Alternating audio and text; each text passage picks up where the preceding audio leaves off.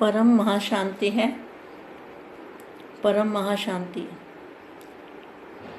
कुछ समय के लिए बेहद के दादाजी से कनेक्शन जोड़ते हैं और दादाजी से पावर लेते हैं। आत्मा स्वरूप में स्थित होके दादाजी से पावर लेंगे। दादाजी से हमारी आत्मा के अंदर चुंबकीय शक्ति आएगी, पावर आएगी, एनर्जी आएगी। उस एनर्जी को हमें अपनी आत्मा में बढ़ाना है और उसको जमा करना है। परम शांति।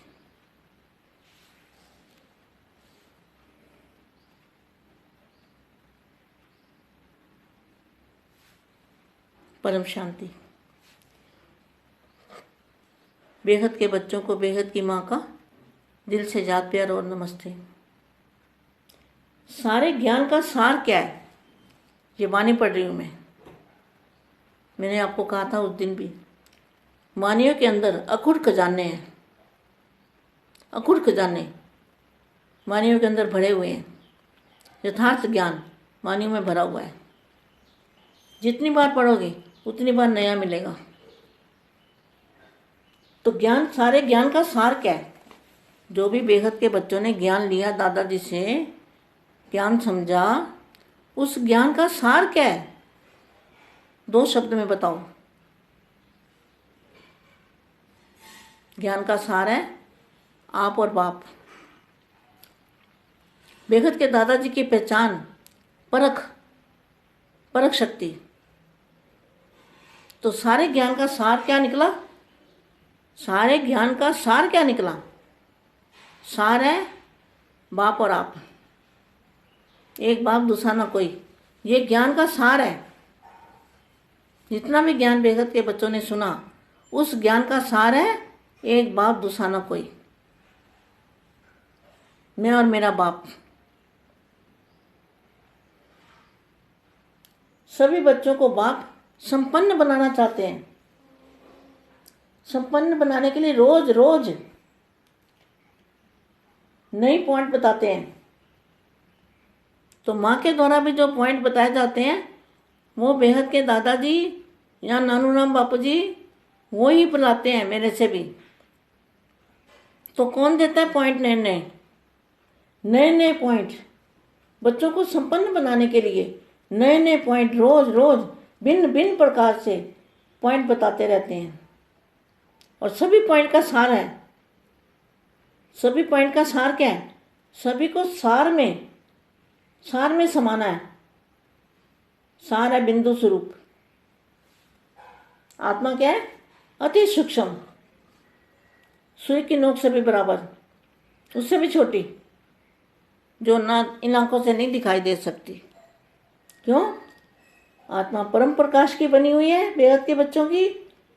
देखो, बेहद के बच्चों की परम प्रकाश की आत्मा है। तो जहाँ जो जीव जंतु मच्छर कीड़े मकोड़े होते हैं ना, तो इनके अलग अलग तत्वों से होते हैं। कोई अग्नि तत्व का है, कोई आकाश तत्व का है, कोई वायु का है, कोई मिट्टी का है, कोई वायु में पैदा होते हैं और वायु में ही खत्म होते हैं, कोई जल तत्व का है, जल में कीड़े मकोड़े होते हैं। तो यहाँ अलग चीज़ है 5 तत्वों में। और जो बेहद की आत्माएं हैं, उनके अंदर बेहद का परम प्रकाश होता है। और वो प्रकाश यहाँ नहीं दिख सकता। अनुभव हो सकता है लेकिन दिख नहीं सकता। तो सभी पॉइंट का सार है, सभी को सार में समा बिंदु बन जाना है। यह अभ्यास निरंतर चलता रहे। कोई भी कर्म करते हुए यह स्मृति रहती है कि मैं ज्योति बिंदु इन कर्म इंद्रियों द्वारा हर कर्म कराने वाला हूँ। यह पहला पाठ स्वरूप में लाया है क्वेश्चन मार्क। आदि भी यही है और अंत भी यही है। क्या? जब आदि में आत्मा निकली थी तो क्या था? बिंदु स्वरूप थी ना, निराकारी अवस्था थी ना। अंत में भी यही स्वरूप है। तो वाणी में क्या बोला है? कोई भी कर्म करते हुए यह स्मृति रहती है कि मैं ज्योति बिंदु इन कर्म इंद्रियों द्वारा यह कर्म कराने वाला हूँ। यह पहला पाठ स्वरूप में लाया है। आदि भी यही पाठ है और अंत में भी यही स्वरूप में स्थित हो जाना है। तो सेकंड का ज्ञान है।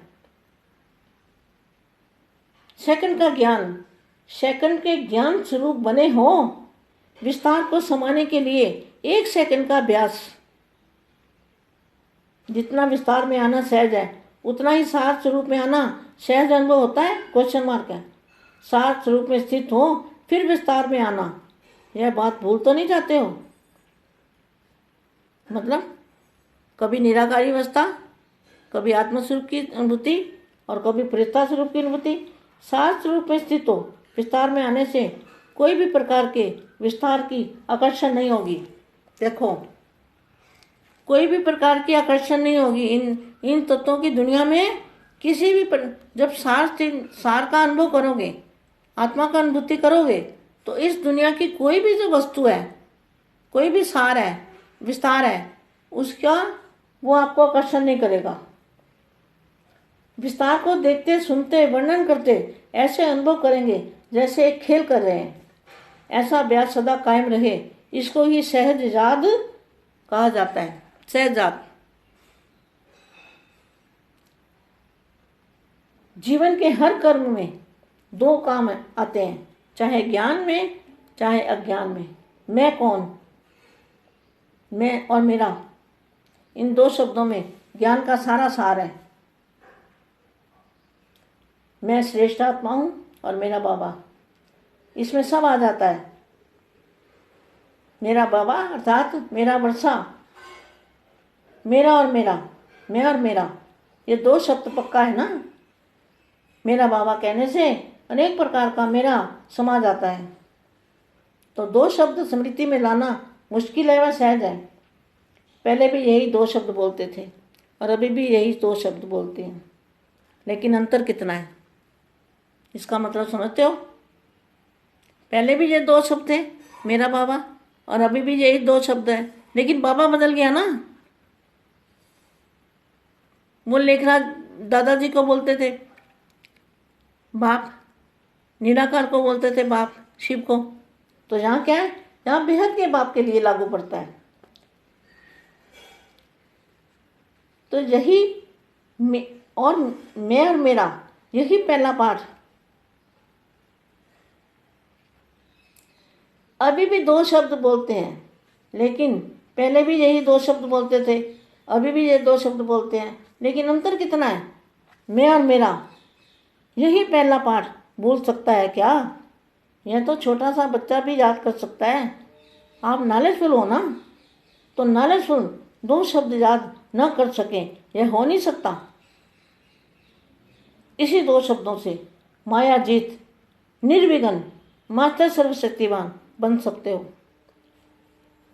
2 शब्द भूल जाते हो तो माया हजारों रूपों से आ जाती है। आज एक रूप में आएगी, कल दूसरे रूप में आएगी, क्योंकि माया का मेरा बहुत लंबा चौड़ा है और मेरा बाप एक ही है। एक के हैं और एक के आगे माया हजारों रूपों से समाप्त हो जाती है और माया जीत बन जाती है। बेगत की परम अशांति, बहुत सारा जात प्यार।